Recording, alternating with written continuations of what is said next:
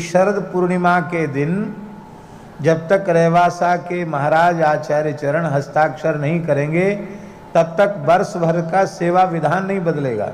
उनके आदेश से ही सेवा विधान वर्ष भर का भगवती का निश्चित होता है। और इसलिए हम कहीं भी हों, शरद पूर्णिमा के दिन हमको जीर्ण माता में उपस्थित होना ही पड़ेगा, ये निश्चित है, क्योंकि सैकड़ों वर्ष पुरानी परंपरा है।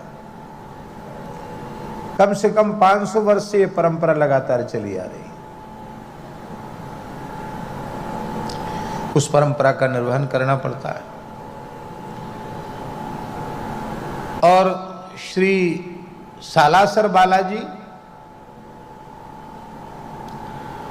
जिनको प्रकट किया श्री मोहनदास जी ने,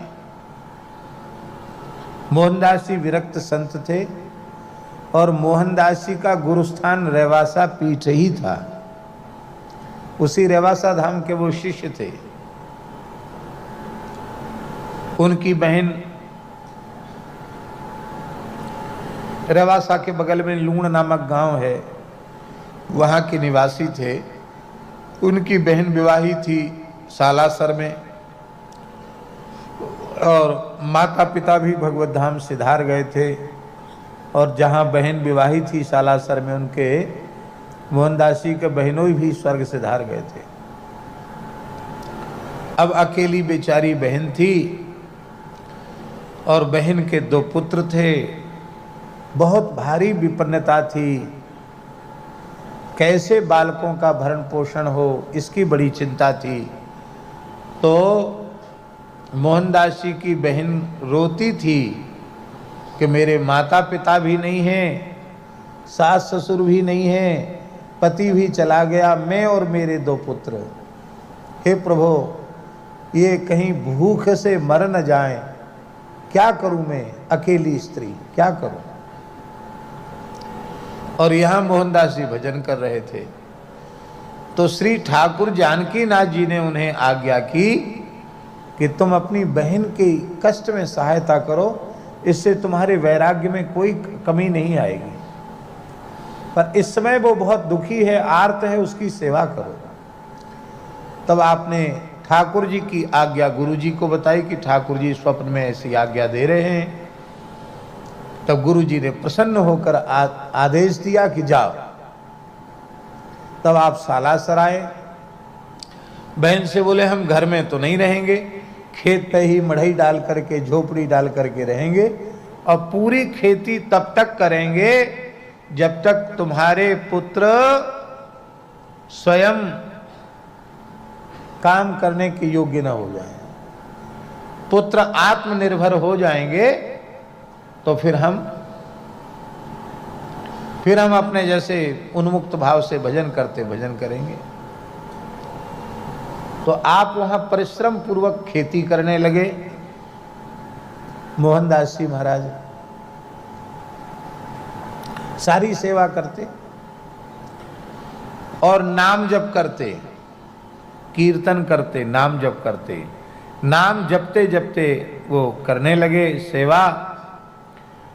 और राम नाम रसिया तो हनुमान जी है ही हैं। हनुमान जी बार बार उनको झलक दिखाने लग गए। हनुमान जी से मित्रता हो गई। हनुमान जी खेत में काम भी उनके साथ कराने लग गए।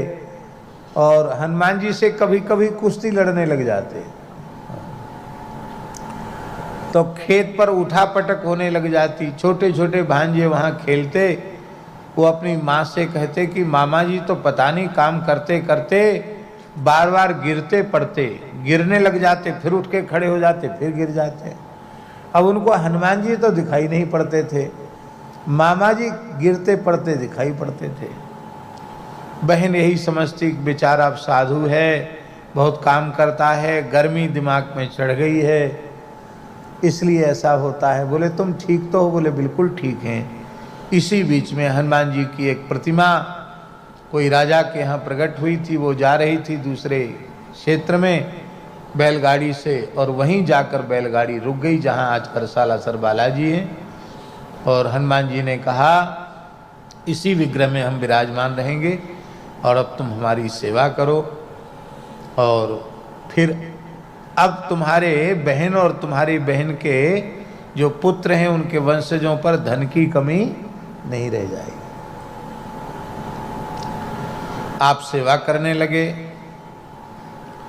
और आपने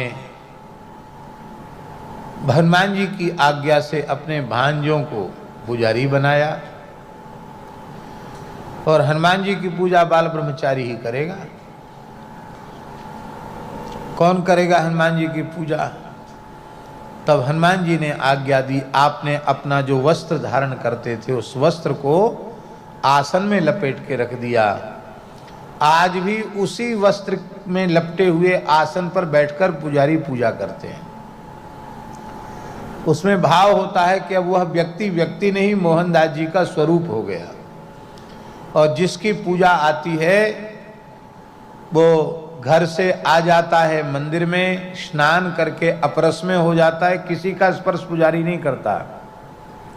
फिर जब तक उसकी पूजा का अवसर है तब तक वो घर नहीं जाता, किसी भी मनुष्य मात्र से स्पर्श नहीं करता, पूर्ण ब्रह्मचर्य का पालन करता है। वहाँ जाते ही यज्ञोपवीत परिवर्तन करता है, स्नान करके यज्ञोपवीत धारण करता है और 2 दिन 3 दिन जितने दिन उनकी पूजा हो उतने दिन पूजा करके, अच्छा बाहर से जो सवामनी वगैरह होती है तो भोग लगता है, पर हनुमान जी के निज मंदिर का भोग पुजारी अपने हाथ से बनाते हैं। नित्य चूल्हे की रसोई पर पुजारियों को ही अपने हाथ से भोग बनाना होता है। आज सालासर बालाजी में वैभव देखो, हनुमान जी साक्षात विराज रहे हैं। तो सालासर के पुजारियों का भी गुरुस्थान, सालासर में तो आज भी परंपरा है, वहाँ बिना यज्ञोपवीत के तो मंदिर में कोई जा नहीं सकता। तो जब पुजारियों के परिवार में बालकों का यज्ञोपवीत होता है तो उस समय गायत्री उपदेश यज्ञोपवीत धारण रेवासा महाराज ही कराते हैं। तो उनके पुजारियों का भी गुरुस्थान रेवासा धाम है। तो रेवासा धाम ऐसी जगह स्थित है, इसलिए भैया इतना ही काम करना, आप लोगों को ज़्यादा कुछ नहीं करना है। चाहे सालासर जाओ, चाहे खाटू श्याम जाओ और चाहे जीण माता जाओ।